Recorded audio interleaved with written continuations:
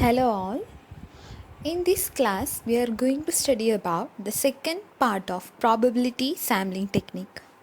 In the part 1 we discussed up to stratified random sampling, and in today's class we are going to start with systematic random sampling and the remaining classification.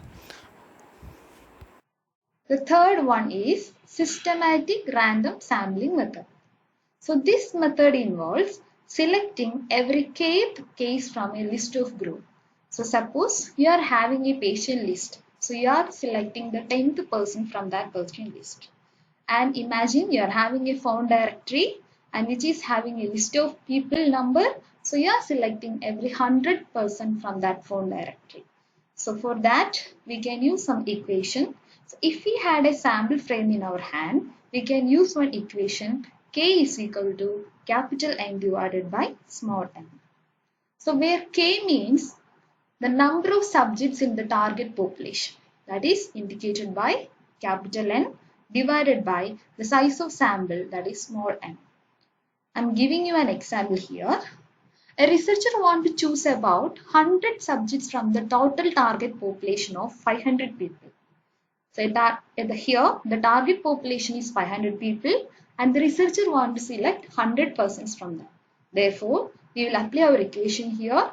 Capital N divided by small n, that is target population divided by the size of sample, that is 500 by 100 is equal to 5. Therefore, every fifth person can be selected as the sample. Okay. For that also, we need a sampling frame. And second requisite is all the elements must be in the random order. And here also, the first subject is randomly selected by the help of random number or lottery method. The first person is selected randomly.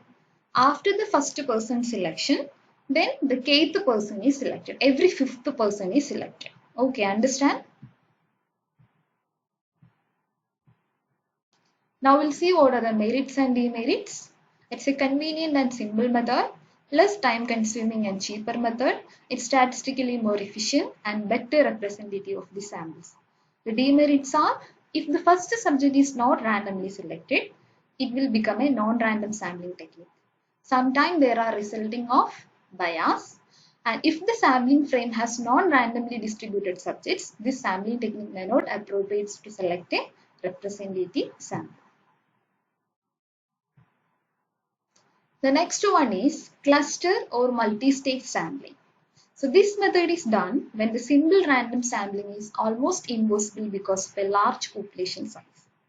Okay, and this method is used where the population elements are scattered over a wide area and it is impossible to obtain the list of all the elements. Here, the researcher will divide the people into different clusters and all the clusters have an equal chance of being selected as the study subjects. So cluster sampling means random selection of the clusters consisting of population either by simple random or stratified random method. For example, if a researcher wants to study the academic performance of high school students in India, he divides the entire population of India into different clusters, that is on the basis of the major cities he will divide.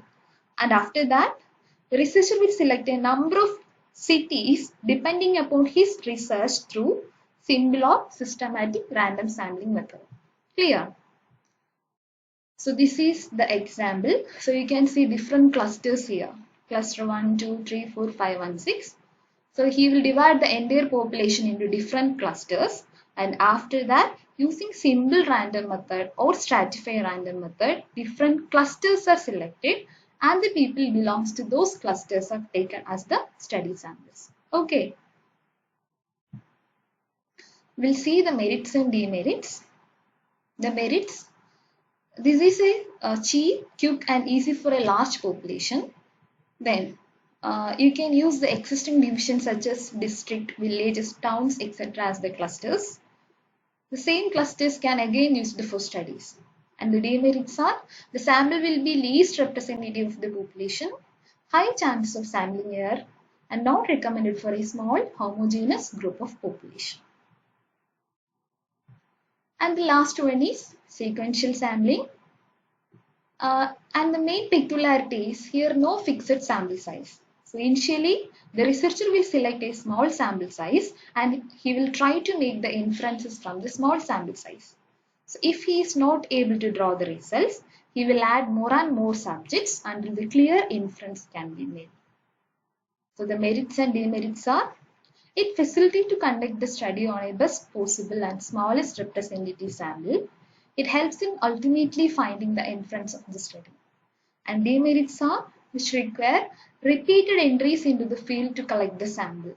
Why? Because first time he will be collecting data from only a small sample, and if he is not possible to make the inference, again and again he has to go to the area for data collection. It is not possible to study the phenomena which needs to be studied at one point of time. Okay, so I think you got an idea regarding the methods and types of probability sampling techniques. Thank you for watching me.